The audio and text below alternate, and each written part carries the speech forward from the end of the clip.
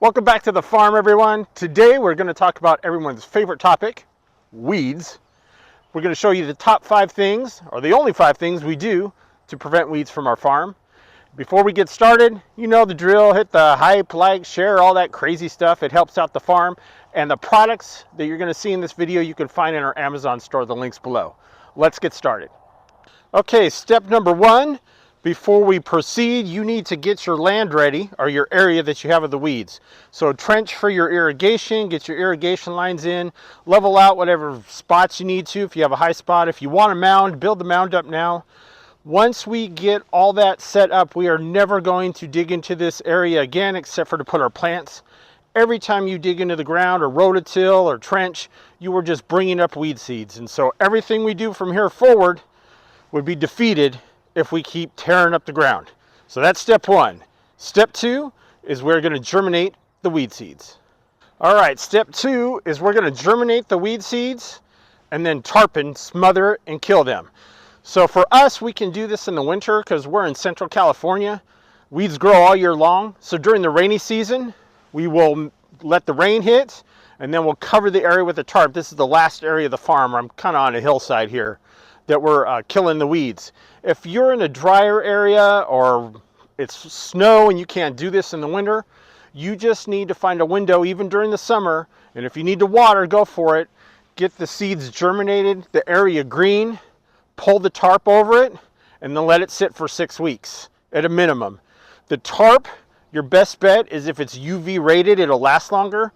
If you just have one section to do and you never need to do this again, then a cheap Walmart tarp will work. Put the dark side up if there is one because it'll heat up the ground. It'll keep everything growing underneath until the sun gets blocked out. When you pull the tarp back in about 6 weeks, everything underneath will be dead.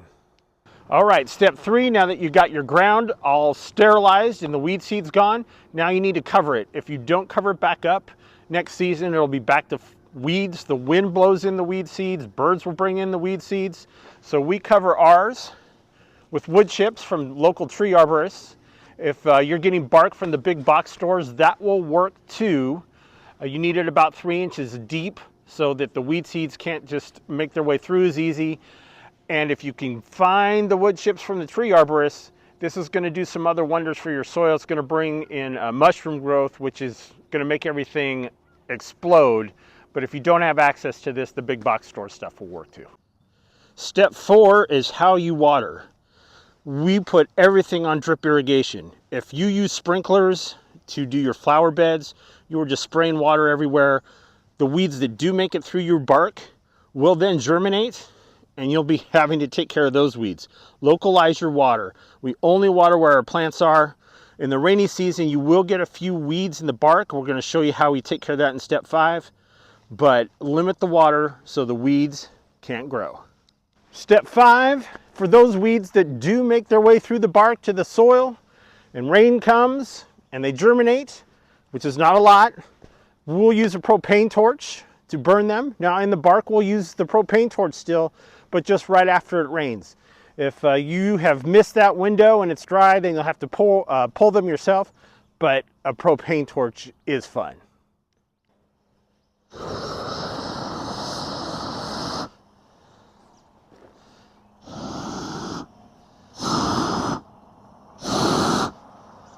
Those are the 5 steps. Hope those help you in your garden. We'll see you on the next video, and remember, live life in full bloom.